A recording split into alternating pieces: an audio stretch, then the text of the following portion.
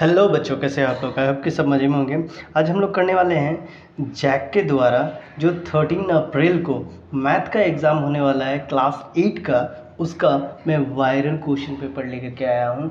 ये very very important questions हैं। किन के लिए? तो इंग्लिश मीडियम के बच्चों के लिए, जो इंग्लिश वर्जन में मैथ कर रहे हैं उनके लिए है। ठीक है, इसमें आपका मार्क्स रहेगा 50 और टाइमिंग रहेगा 1.5 घंटा। ठीक है, हर एक क्वेश्चन के लिए आपको एक एक मार्क्स करके मिलेगा। कोई भी कटिंग वटिंग का इसमें सीन नहीं है। तो चलिए देर ना करते हुए शुरू करते हैं। लेकिन अगर आपने साइंस का, सोशल साइंस का इंग्लिश वर्जन अभी तक नहीं देखा है, यानी इंग्लिश मीडियम के स्टूडेंटों ने नहीं देखा है, तो जाकर के इसे चेकआउट करें। इसका लिंक मैं आपको डिस्क्रिप्शन में दे दूँगा। तो चलिए देर ना करते हुए शुरू करते हैं। इतना ही ठीक है या चलिए। तो पहला नंबर क्वेश्चन यहाँ पर मैं हमारे पास दिया गया है, which one of the following pair is को प्राइम। को प्राइम बोला गया है, यानी एक प्राइम नंबर और दूसरा नॉर्मल नंबर के बीच में जहाँ पर में एक का अंतर रहता है उसको को प्राइम कहते हैं। तो देखिए ये दोनों में, इसमें भी नहीं है, इसमें भी नहीं है, ये सारा एक दूसरे से कट रहा है। तो सिर्फ 13 और 14 ऐसा है जो नहीं कट रहा है, इनके बीच का गैप भी 1 है। दूसरा नंबर क्वेश्चन है, how many prime number are between 1 to 100। 1 से लेकर 100 के बीच में कितने सारे प्राइम नंबर है। तो इसको जब आप कैलकुलेट करोगे तो आपके पास 25 आएगा। तीसरा नंबर है, द स्मॉलेस्ट कंपोजिट नंबर। आपसे पूछा गया है कि स्मॉलेस्ट कंपोजिट नंबर क्या होगा। तो जब स्मॉलेस्ट प्राइम नंबर बोला जाता है तो दैट इज़ 2। ठीक है, लेकिन जब स्मॉलेस्ट कंपोजिट नंबर बोला जाएगा देन दैट इज़ 4, यानी ये हो जाएगा आपका बी नंबर। अब हम लोग आते हैं क्वेश्चन नंबर 4 में। अभी तक हम लोग ने कितना किया? 1 2 3, या it's a 4 number. Question number 4 में दिया गया है the smallest prime number. Smallest prime number जो है वो क्या हो जाएगा? तो स्मॉलेस्ट प्राइम नंबर 2 हो जाएगा। क्वेश्चन नंबर 5 हो जाएगा, which one of the following is a multiplicative identity. इसमें से कौन सा मल्टीप्लिकेटिव आइडेंटिटी है? तो उसके लिए हम लोग 1 का इस्तेमाल करते हैं, क्योंकि 1 को किसी के साथ भी मल्टीप्लाई करोगे तो उतना ही आएगा। छठा नंबर यहाँ पे क्वेश्चन दिया गया है, क्वेश्चन नंबर 6 है ये। Question number 6, what is the multiplicative inverse of 11 by -6। 11 by -6 का आपको पूछा गया है, तो ठीक इसका उल्टा कर दो तो कौन सा हो जाएगा? -6/11, यानी ए नंबर। 7वां नंबर क्वेश्चन दिया गया है, द करेक्ट प्रोडक्ट ऑफ -5 और -1। ठीक है, तो जब 5 को 1 से करोगे तो आपके पास आ जाएगा 5, और माइनस को जब माइनस से मल्टीप्लाई किया जाता है तो ये प्लस। तो +5 आप ढूंढ लो, +5 कहाँ पर? मैं तो बी नंबर में। ठीक है, अब आते हैं हम लोग 8 नंबर में। 8 नंबर में दिया गया है, the reciprocal of dash is not defined. किसका रेसिप्रोकल जो है, रेसिप्रोकल कहने का मतलब है जो उल्टा, वो डिफाइन नहीं किया जाता है, दैट इज़ नंबर डी। 0 का डिफाइन नहीं कर सकते हैं। इसके बाद हम लोग आते हैं क्वेश्चन नंबर 9 में। क्वेश्चन नंबर 9 में दिया गया है, द करेक्ट प्रोडक्ट ऑफ -5 × 0। तो -5 को अगर 0 से आप मल्टीप्लाई करोगे तो क्या आएगा? No doubt it's 0। 10 number question दिया गया है, correct value of 10 divided by -5। आप इसको जब डिवाइड करोगे तो 5 2 जा 10 और यहाँ पे माइनस, यानी ये होना चाहिए बी नंबर। ठीक है, चलिए बढ़ते हैं नेक्स्ट पड़ाव की ओर, जो है हमारा क्वेश्चन नंबर 11। क्वेश्चन नंबर 11 में पूछा गया है, पाइथागोरियन ट्रिपलेट। पाइथागोरियन ट्रिपलेट कहने का मतलब है 2 ठो का ये जो है आपका एडिंग के बाद स्क्वायर जो है, जैसे 5 का स्क्वायर हो गया 25, 12 का स्क्वायर हो गया 144, इनको आप ऐड करोगे तो 169 आएगा, जो कि स्क्वायर है किसका? 13 का। तो ये हो जाएगा ए नंबर। वैसे इसका फार्मूला होता है आपका p², यहाँ पे मैं लिख देता हूँ, p² + q² = r²। ठीक है, तो छोटा का आप स्क्वायर करोगे वो सम होना चाहिए तीसरा वाला का। अब आते हैं 12 नंबर में। 12 नंबर हमारे पास दिया गया है, what would be the value of 24 का स्क्वायर। तो 24 को जब 24 से मल्टीप्लाई करोगे तो कितना आना चाहिए? 576। वैसे आपको मल्टीप्लाई में शॉर्टकट चाहिए तो 4 4 जा 16। देखिए इसमें नहीं है, इसमें नहीं है, तो ये दोनों को कट कर दीजिए। यहाँ पर मैं है तो 2 × 2 4 होगा, तो 4 के बाद अगला नंबर 5 आना चाहिए, नहीं तो आप मल्टीप्लाई करके चेक कर सकते हैं। 13 नंबर क्वेश्चन दिया गया है, द स्क्वायर रूट ऑफ 324। इसमें से 324 का स्क्वायर क्या होगा? यानी 324 को अगर एलसीएम निकालोगे तो क्या आएगा? तो ये आएगा नंबर डी। चलिए अब बढ़ते हैं हम लोग क्वेश्चन नंबर 14 की तरफ। क्वेश्चन नंबर 14 में हमारे पास दिया गया है, द स्टैंडर्ड फॉर्म ऑफ 1000 का स्टैंडर्ड फॉर्म क्या होगा, तो 1 इंटू 10⁻3। 15 नंबर क्वेश्चन हमारे पास दिया गया है। 15 नंबर में the usual form of 8 into -3, 8 into -3 दिया गया है, तो ये चला जाएगा आपका नीचे, यानी 0.008 ए नंबर हो जाएगा। 16 नंबर है, इसको आप उल्टा कर लेना, ये 85 हो जाएगा, ठीक है, 58 नहीं 85 हो जाएगा। तो 1 2 3 4 5 डिजिट के बाद है, तो यहाँ पर में कौन सा हो जाएगा, ये हो जाएगा आपका सी नंबर, ठीक है।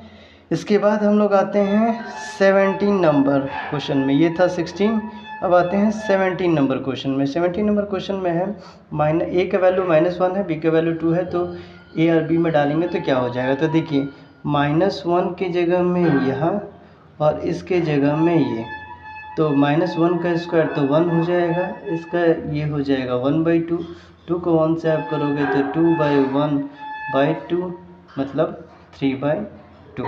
3/2 आपका किसका है, तो पहला नंबर है। चलिए अब देखते हैं हम लोग 18 नंबर। 18 नंबर में क्या दिया गया है, a = 1 है, b = 2 है, तो वैल्यू इसका निकालना, यहाँ पर मैं डिवाइड नहीं प्लस हो जाएगा, ठीक है। तो a का पावर अगर 1 है तो यहाँ पे 2, और b का पावर 2 है तो यहाँ पर मैं 1, यानी 1 + 2, तो ये हो जाएगा सी नंबर। 19 नंबर क्वेश्चन दिया गया है, the correct value of am divided by bm, तो ये m का वैल्यू क्या होने से सही होगा, तो m का वैल्यू जो है वो आपका 1 होगा, तो यहाँ पे सही होगा। चलिए बढ़ते हैं 20 नंबर क्वेश्चन की तरफ। 20 नंबर क्वेश्चन थोड़ा इसको कर लेते हैं छोटा, या इट्स राइट। 20 नंबर में आपके पास दिया गया है 50% ऑफ 1200, तो 1200 का आप अगर 50% निकालोगे, ये दोनों कट गया तो कितना होगा, 12 5 जा 600, यानी बी नंबर, ठीक है। 21 नंबर में दिया गया है 40% ऑफ x, तो 40% ऑफ x कैसे निकालोगे, तो 40/100 इंटू x = 200 दिया गया, तो x = क्या हो जाएगा, 200/100, 40, 0 को 0 से काट दो तो 4 5 जा, यानी 5 × 100 500, तो ये 21 का हो जाएगा सी नंबर, ठीक है। अब आते हैं 22 में। 22 में दिया गया what will be the value of 5% of 1/4 of x, ठीक है। तो x × y 1/4 बोला गया, तो 4 × 100, यानी ये हो जाएगा आपका बी नंबर।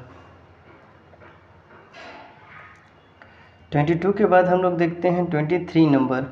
23 थोड़ा इसको डिलीट कर लेते हैं, हाँ, या 23 नंबर। 23 में दिया गया है व्हाट % ऑफ 40 जो है वो 16 हो जाएगा, ठीक है। तो नहीं पता हमारे पास कितना दिया गया है, उसका कितना %, आपका 40 का कितना %, 60 होता है, तो आप कुछ भी हिसाब से निकाल लो।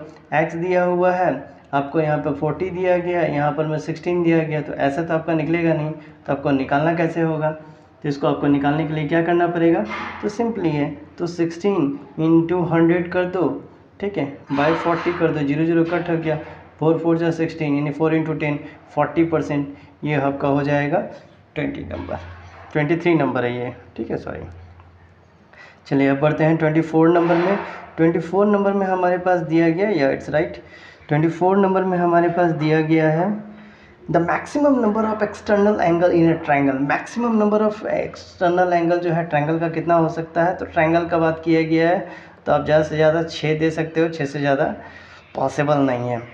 तो आपका 25 में दिया गया है the minimum number of acute angle. एक ट्रायंगल में कितना सारा minimum number of acute angle हो सकता है, तो एक्यूट एंगल भाई साहब 2 ही हो सकता है।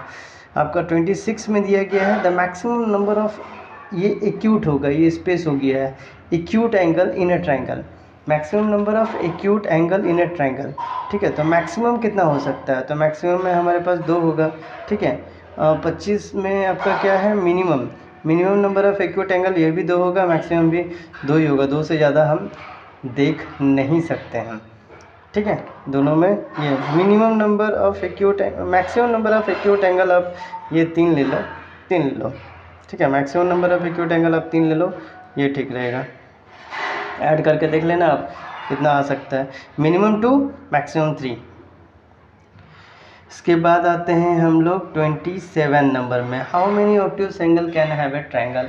एक ट्रायंगल में कितना ऑब्ट्यूज एंगल हो सकता है, तो भाई साहब इसमें सिर्फ एक ही हो सकता है।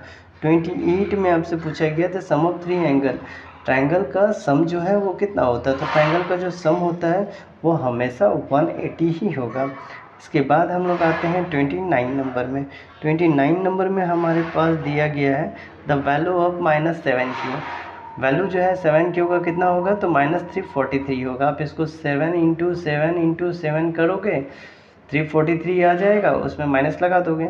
ठीक है, अब क्वेश्चन नंबर 30 में द वैल्यू ऑफ, देखिए यहाँ 2 का पावर -1, यहाँ 32 है, तो यहाँ -32 मतलब 2 का पावर 5, यानी कितना हो गया। यहाँ पर में आप देखोगे तो यहाँ एग्जैक्टली आपके पास वैल्यू जो है 1 ही बचेगा। ठीक है, क्योंकि 5 - 5 तो 0, तो 1 बचेगा। अब चलिए 31 में बढ़ते हैं। 31 में है the correct value of 5q। 5q कहने का मतलब है 125 आएगा। इसके बाद 32 बोला गया the correct value of a का पावर 0। तो किसी का भी पावर 0 होगा तो उसका वैल्यू जो होता है वो हमेशा 1 रहता है। 1 करोड़ भी लिखा रहे और उसका पावर अगर 0 दे दिया जाए तो उसका पावर वही हो जाता है 1। अब आते हैं हम लोग 33 नंबर में। 33 में है the correct value of 2a का स्क्वायर। यहाँ 2a का स्क्वायर बोला गया तो 2a का स्क्वायर भी रहेगा तो उतना ही होगा। अब आते हैं हम लोग 34 में, ये 33 है। ठीक है, 34 में अलजेब्रिक एक्सप्रेशन जो है 4x + 5। देखिए यहाँ पर में 2 टर्म है तो इसको बायो बोलेंगे, जहाँ 1 टर्म रहेगा उसको मोनो बोलेंगे, जहाँ 3 टर्म रहेगा उसको ट्रायो बोलेंगे। ठीक है, 35 में देखिए आपके यहाँ पे 2 टर्म है तो ये भी आपका बायो ही जाएगा। 35 के बाद अब हम लोग चलते हैं 36 में। 36 में आप यहाँ पे देखो, यहाँ पर मैं आपके पास एक ही को टर्म है तो इसको हम लोग मोनो के नाम से जानेंगे। इसके बाद हम लोग बढ़ते हैं 37 नंबर में। 37 नंबर में हमारे पास क्या दिया गया है, तो 37 नंबर में दिया है the example of conical cap. Conical figure क्या होगा, तो जो कोन का शेप में रहता है ऐसे। ठीक, तो ये क्या हो जाएगा, सी नंबर। 38 में आपके पास दिया गया formula of the volume of cylinder. Volume of cylinder का क्या फार्मूला होता है, तो πr²h। 39 में दिया गया which of the following is the area of square. इसमें से एरिया ऑफ स्क्वायर कौन सा है, तो a²। 40 में दिया गया which one of the following is the volume of cube. तो वॉल्यूम जो है क्यूब का कौन सा होता है, तो क्यूब का जो वॉल्यूम होगा वो आपका क्या हो जाएगा, a³। चलिए थोड़ा सा इसको करते हैं ऊपर। अब हम लोग आते हैं 41 में। 41 है which of one of the following is area of circle. Area of circle आपसे पूछा गया है तो πr² हो जाएगा। 42 में पूछा गया है LSA, इसको LSA और CSA भी बोलते हैं। ठीक है, लैटरल सरफेस एरिया, तो ये कौन सा हो जाएगा 42 में, तो 42 का हो जाएगा ये वाला। 43 में पूछा गया है formula of TSA, total surface area जो है वो क्या हो जाएगा, तो वो हो जाएगा आपका 43 में 6a², किसका, तो क्यूब का। 43 के बाद अब हम लोग बढ़ते हैं 44 में। 44 में हमारे पास दिया गया formula of curve surface area of cylinder, तो ये क्या होता है 2πrh। 45 में हमारे पास टेली मार्क्स दिया गया है, देखिए 1 2 3 4 5 और 2 7, यानी ये हो जाएगा डी नंबर। 46 में हमारे पास दिया गया, देखिए 5 5 10 11 12 13 14, यानी ये सी नंबर। फिर 46 हो गया हमारे पास। अब हम लोग आते हैं 47 में। तो 47 में हमारे पास क्या दिया गया है, 5 6 7 8 9। ठीक है, तो ये हो जाएगा सी नंबर। अब हम लोग आते हैं 48 में। 48 में बोला गया है which one of the following is not 2D figure. कौन सा इसमें से 2D फिगर नहीं है, तो क्यूबॉइड जो है वो 2D फिगर नहीं है क्योंकि वो 3D में आता है। इसके बाद आते हैं 49 में, ये मोस्ट इम्पॉर्टेंट है।